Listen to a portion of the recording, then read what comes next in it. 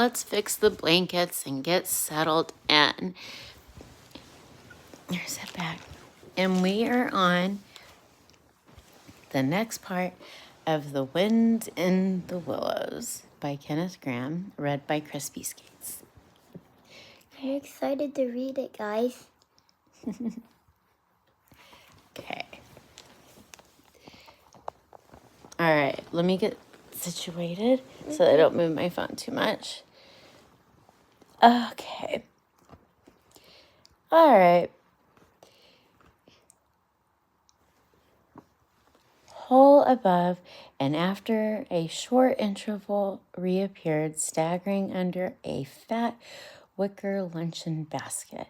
"Shove that under your feet," he observed to the mole as he passed it down into the boat. Then he united the painter and took the sculls again.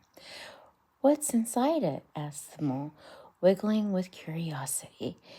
"There's cold chicken inside," replied the rat. Briefly, cold tongue, mold prickled, gherk salad, French roll, crust sandwich, potted meeting, ginger beer, lemonade, soda water. "Oh, stop," cried Mole in ecstasies. "This is too much." "Do you really think so?" inquired the rat seriously. "It's only what I always take on these little excursions, and other animals are always telling me that I mean a beast and cut it very fine." The mole never heard a word, and he was saying, absorbed in a new life he was entering upon, intoxicated with sparkle, the ripple, the scents, the sounds, and the sunlight. He trailed a paw in the water and dreamed long walking dreams. The water rat, like a good little fellow he was, sculled steadily on the forebore to disturb him. "I like your clothes awfully, old chap," he remarked. "Thank you so much," he remarked. Some an hour or so passed. "I'm going to get a black velvet smoke suit myself someday, as soon as I can afford it." "I beg your pardon," said the mole, pulling himself together with an effort. "You must think me very rude, but all of this is new to me. So this is a river." "The river," corrected the rat. "And you really live by the river. What a jolly life." Cringe? Bro. Okay, listen. All right, anyways, who cares? We're reading to my son, so cringe your face. It's brother and sister to me, and aunts, and company, and food and drink, and naturally washing. It's my world, and I don't want any other.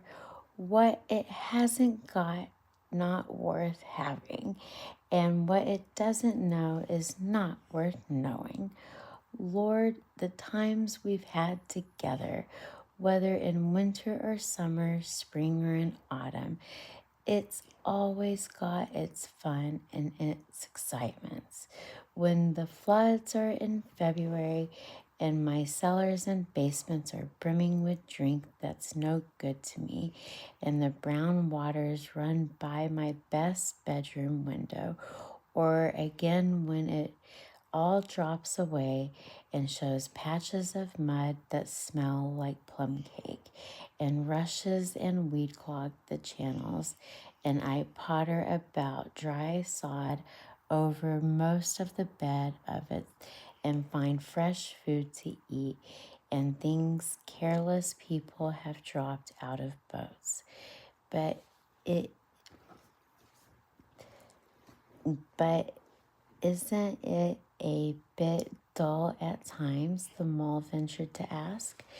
"You Just you and the river and no one else to pass a word with. No one else to, well, I mustn't be hard on you, said the rat with forbiddance. You're new to it, and of course you don't know the bank so crowded nowadays that many people are moving all together. Oh no, it isn't what it used to be at all. Otters, kingfishers, dabchicks, moorhens, and all of them all about day long, always wanting to do something, as if a fellow had no business of his own to attend. What lies over there? Asked the mole, waving a paw towards the background woodland. A darky framed the water meadows on the side of the river. That, oh, that's just the wildwood, said the rat shortly. We don't go over there. We're river bankers. Aren't they? Aren't they very nice people in there? Said the mole with a trifle nervously.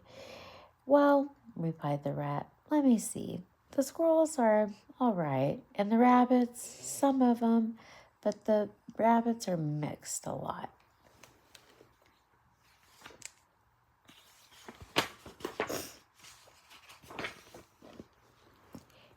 And then there's the badger, of course.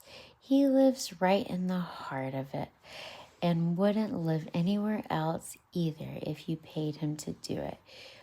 Dear old badger, nobody interferes with him. They'd better not. He added significantly. Why? Who should interfere with him? Asked the mole. Well, of course there. Oh, are you okay? Yeah. Well, of course there are others, explained the rat in hesitating sort of way. Weasels and sorts of foxes and so on. They're all right in a way. I'm very good friends with them, past the time of day when we meet and all that. But the breakout, sometimes there's no denying it. And then, well, you can't really trust them. That's the fact. The mole knew well it was quite against animal etiquette to dwell on possible trouble ahead or even allude to it, so he dropped the subject.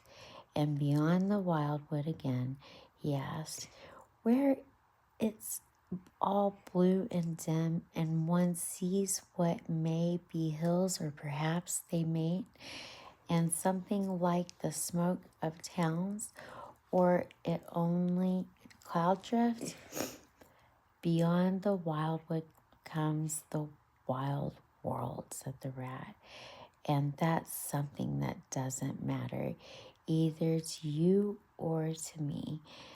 I've never been there. I'm never going, nor you either. If you've got any sense at all, don't ever refer to it again. Please, now then. Here's our backwater at last, where we're going to lunch. Leaving the mainstream, they now passed into the what seemed at first sight like a little locked lake. Green turf sloped to either edge.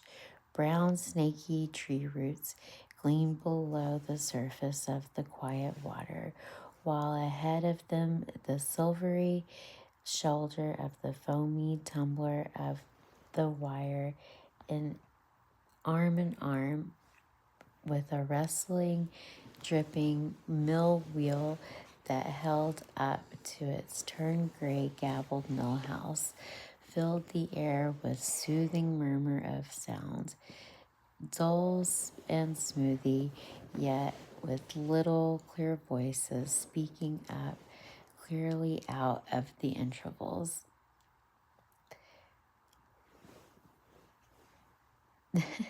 Thank you, I think.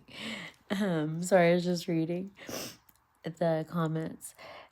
The rat brought the boat alongside the bank, made her fast, helped the still awkward mole safely ashore, and swung out the luncheon basket. The mole begged as a favor to be allowed to unpack it all by himself.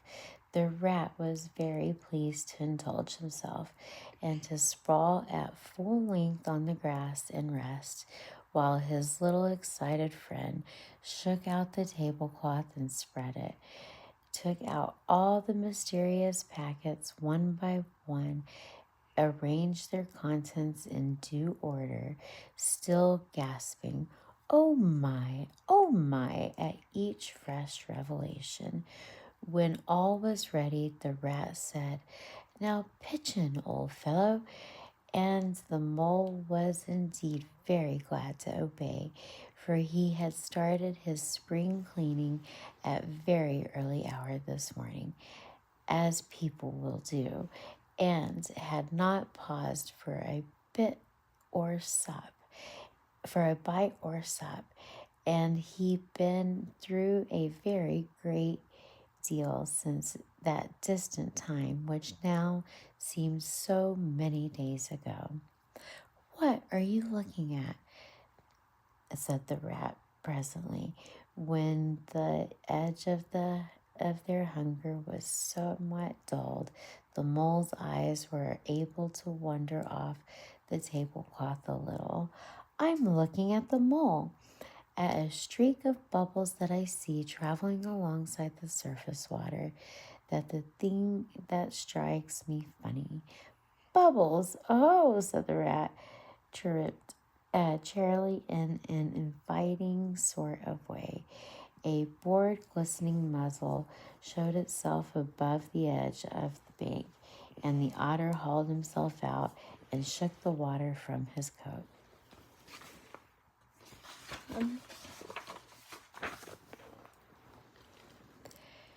"Greedy beggars," he observed, making the provender.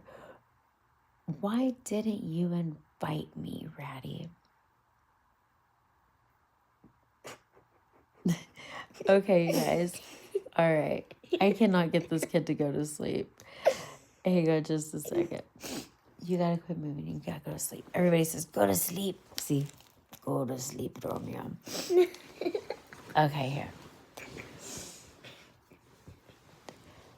"This is impromptu affair," explained the rat. "By the way, my friend, Mr. Mole." "Proud, I'm sure," said the otter, and two animals were friends forthwith. "Such a rumpus everywhere," continued the otter. "All the world seems out on the river today." All right, you guys. I'm going to cut it off there. We will continue part 3 tomorrow. Keep it crispy. We will continue. Peace out. Good night.